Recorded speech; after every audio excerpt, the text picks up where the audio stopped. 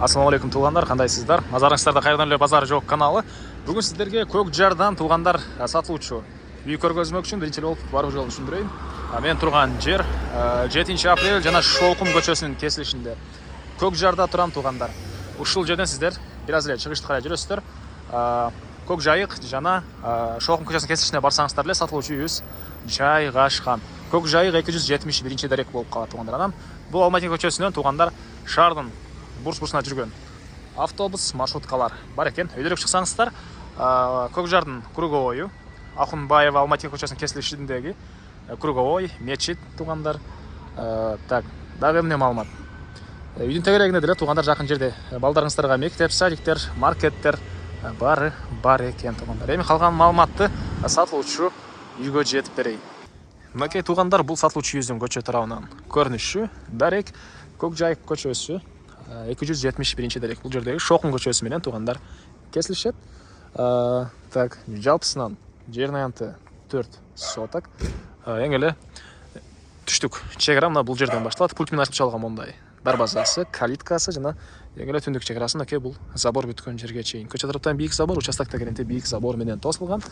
Анан мынакей Көкжайыктан киресиздер. Киргенде эле мондай не деп коет? Семерка деп коет беле, ушу сыяктуу короосу, кошуналар. Эң эле түз киргендеги ушул эки этаж болгон үй бүгүнкү чыгыштагы сатылуучу үй болуп калат туғандар. Ол жагына шебен төшөлүп тур азыркы учурда туғандар мынакей. Анан көчө тарабынан уже бурсатка чапталып башталган. Короосу деле бурсчатка. И бул жакта да машина койгонго жайы.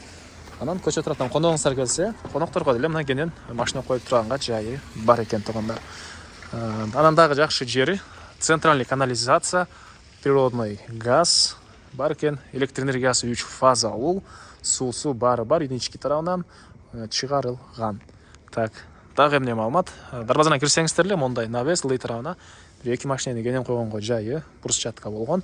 Бул жакта зеленый зоналар, бул жагында деле. И бул жакта мына очокона, барбекю. Мына ушундай. Үй боюнча айтсак, 220 квадрат метр толук түрдө кирпич менен бүтүрүлгөн. Тышкы тарабы травертин, утеплять этилген туғандар. Так, отоплениясы, водяной теплый пол туғандар. Газовый котел менен жылытылат.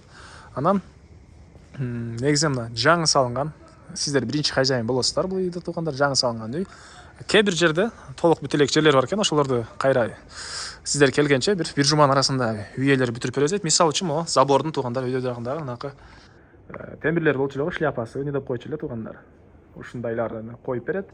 Жана башка ошол сыяктуу кээ бир мелочи жумуштары калган, ошолорду сиздер келгенче уже бир жуманын арасында бүтүрүп берет экен. Так, дагы эмне маалыматы? Документтер боюнча бар документтери. Техпаспорт, кызыл китеп бар.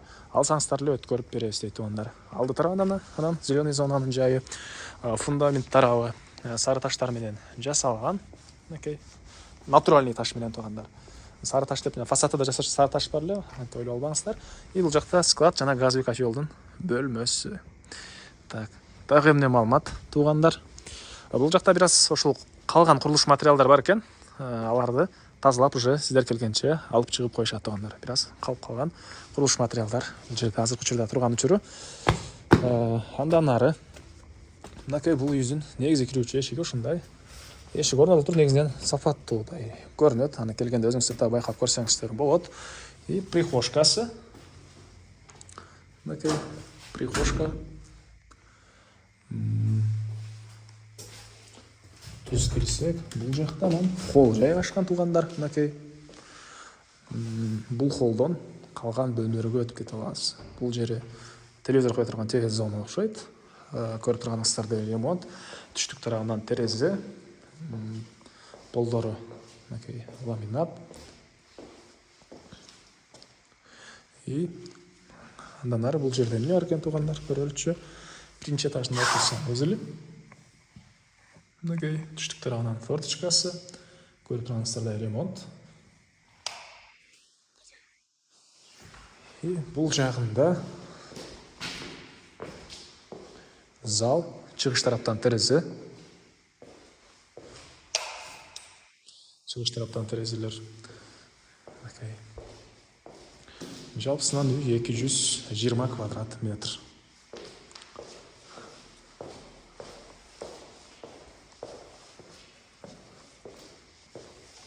Бұл жақта кухня, мінекей. Бұл кухняның көрініші, кухонный мебельдің жайы, газ кіргізілген. Анан бұл тараптан өзінше кіріп шыққанға ешік орнатылған. Үйдің бұл батыш тарауы, қошына бере болған аралық бар. Так, тағы емне маалыматы. Сіздерге екінші этажды көргізейін туғандар. Электропровод, интернеттің проводтары бары тартылған, қысқасы үй жашағанға даяр. Бұл жақта тепкіштің түбіндегі чақан кладовкасы. Даже тепкіштің пакетті алдылы екен кейбір жерлері туғандар. Так. Көріп тұрғансадай тепкіштер шығаштан болған. Екінші этажға шыққанда шындай бір холл. Бұл жерден қалған бөлмелерге өтіп кете аласыз туғандар. Бұл жерде екінші этажда общий санузел.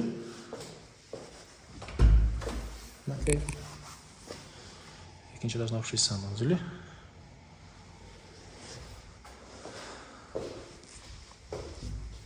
Үштік тараптан терезе. Бұл бөлмеге кірсек бір спальный бөлме. Шығыш тараптан ондай панорамный терезелер орнатылған. Балконға шыққанға ешігі дағы бар екен. Полдоры ламинат. Көріп тұрғаныңыздардай ремонт. Әке туғандар балкон. Терраса дейіз бе? Қошналар райондың көрініші. Бұл жерден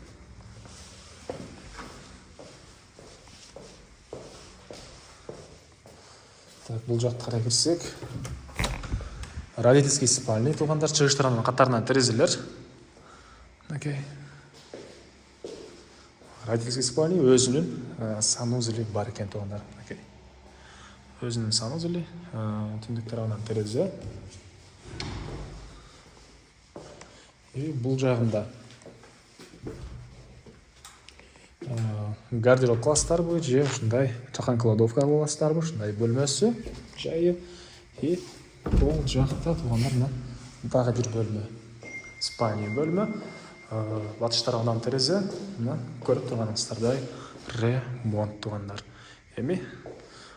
Қалған маалыматты қорғасына шығып берейін туғандар. Мен қарай сатылышының қорғасындамын туғандар. Дағы емне маалыматы. Бұл жақта отоплениянын котелын жайғашқан бөлме, склад. Азыр ал жақта да көргөсөм. Бұл үйдің түштік тарауынан көрініші. Бұл тарауында да мондай зеленый зонасы. Өзіңіздер қалағандай газон, жоқ біз жанақтай елкалар бар ғой туғандар, ошондай егіп қостар бы. Бұл жақта мына қатарынан екі очок, барбекю. Бұл жағында қошына менен болған забордың ортасында 1,5 менен болжолмен аралық. Ал жақта склад. Ошоқына тарапқа кіріп кеткен өзінше ешік туғандар. Бұл үйдің батыш тарауынан көрініші. Андан ары. Бұл жақта болса туғандар отоплениянын котелы жайғашқан бөлме, жана мындай склад. Жерлер. Жер азыр учурда biraz ремонт болуп аткан учуру. Бұл жақта газовый котел қойылып, водяной теплый полдың немелері, су жүре тұрған жерлері бұл жаққа орнатылған. Мынакей газ кіргізілген, ошол жақта газовый котел орнатылат туғандар. Дағы эмне маалымат. Бұл үйдің басы $230 000 сурап атыптыр үй ээлери. Анан дагы сүйлөшүү болот. Эсинин номери экранда жана описанияда эсител деп жазылып турат. Звонок кылып сүйлөшүп көрүңүздөр. Дагы сүйлөшүүлөр болот. Рассрочкага деле кайсы бир бөлүгүнө калтырып алсаңыздар болот экен. Так. Мына ушундай. Анда эмесе мен сиздер менен коштошом. Кийинки чыгышка чейин туугандар, саламатта калыңыздар.